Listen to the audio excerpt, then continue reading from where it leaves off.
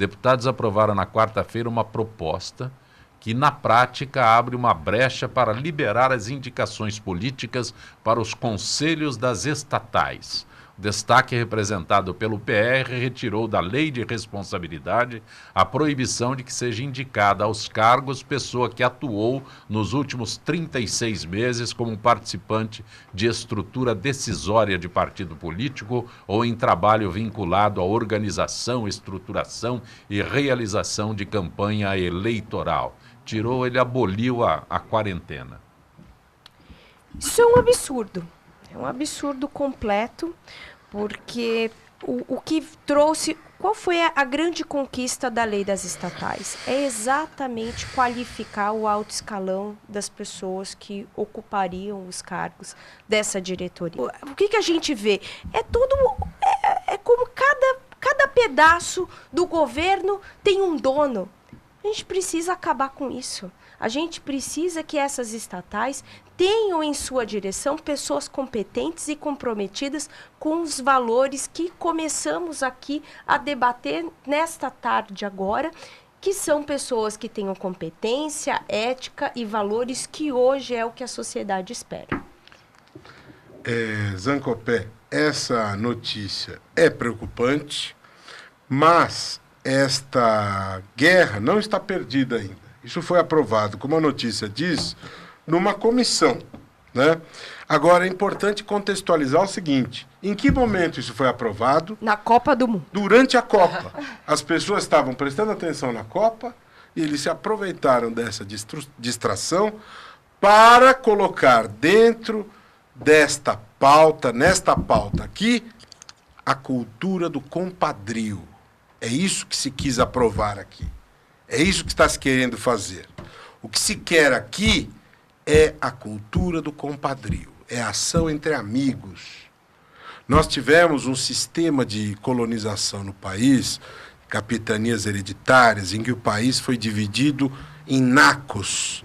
E nós somos pagadores de uma conta patrimonialista. E estamos pagando o preço disso até hoje. O que temos aqui? Nós temos aqui uma medida na direção da cultura do compadrio.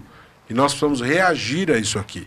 Nós não podemos aceitar. Ontem houve uma reunião em que estiveram presentes várias entidades, além do Instituto Transparência Internacional, Instituto Etos, IBDE. Nós vamos lutar contra isso aqui. Nós vamos lutar contra isso aqui com todas as nossas forças para que não vingue esta modificação.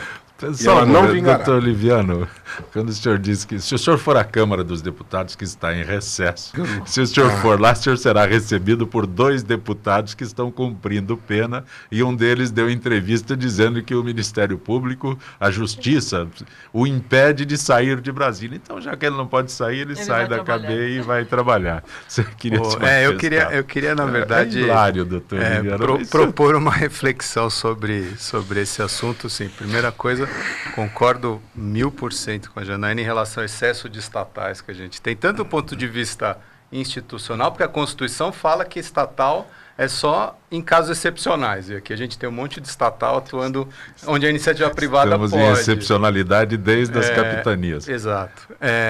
Agora, do ponto de vista dessa regra especificamente, eu vejo uma certa contradição em a gente dizer que a gente quer a participação da sociedade no processo político. Inclusive, a proposição do Novo é trazer empresários, executivos, cabeças pensantes em gestão para participarem, ainda que provisoriamente, do governo, né, para darem a sua contribuição, e, ao mesmo tempo, a gente defender essa proibição. Por quê? Se eu pretendo que pessoas com competência executiva em gestão participem do processo político, por que depois eu quero proibir elas de participarem com a sua capacidade de gestão em empresas estatais que deveriam ser mínimas? Então, eu acho assim, a gente está talvez pegando o problema da corrupção ou do conflito de interesse, que deveria ser perseguido per si, e defendendo uma regra que também tem os seus, vamos dizer, efeitos colaterais, e que talvez não esteja batendo. Assim, acho que não tem que ter gente incompetente em estatal nenhuma, né? Como não tem que ter empresa nenhuma. Agora, também essa proibição, ela acaba talvez jogando a criança junto com a água, né? Mas eu quero dizer para você os efeitos colaterais disso na prática. Vou explicar até uma diferenciação, algo que existe no Partido Novo. Por exemplo, um mandatário não pode fazer parte da gestão do partido. Exatamente porque a gestão do partido tem o papel de fiscalizar os mandatários. E quando o mandatário assume esse papel, a gente vê o que a gente assiste na grande maioria dos partidos, que é cartórios. São cartórios utilizados para beneficiar meia dúzia de pessoas que estão no poder, em detrimento do sacrifício de milhões de brasileiros que pagam, financiam esses partidos. Então, esse representante que assume a direção partidária, que inclusive assina e responde pela parcela que ele administra dos recursos do fundão eleitoral, do fundão imoral, né? Que embora seja legal, ele é imoral, do fundo eleitoral e tantos outros recursos milionários que essas pessoas assumem, como se isso já não bastasse por si só, também quer abocanhar o recurso da estatal. Isso é uma falta de vergonha na cara completa. Então, isso a gente precisa, de fato, bater com veemência e entender a profundidade dessa decisão vergonhosa da Câmara dos Deputados. A gente precisa realmente... Eu digo sempre que, muitas vezes, quando eu vejo as galerias da Câmara Municipal lotadas, você vê nitidamente que tem uma mobilização política por trás.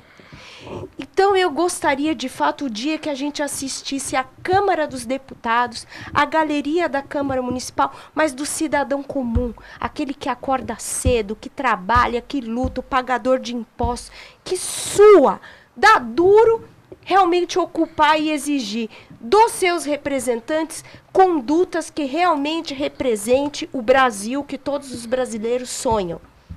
O meu ponto não é do diagnóstico da doença, não, é do remédio. Pois não, que a doença é essa, concordo 1000% contigo.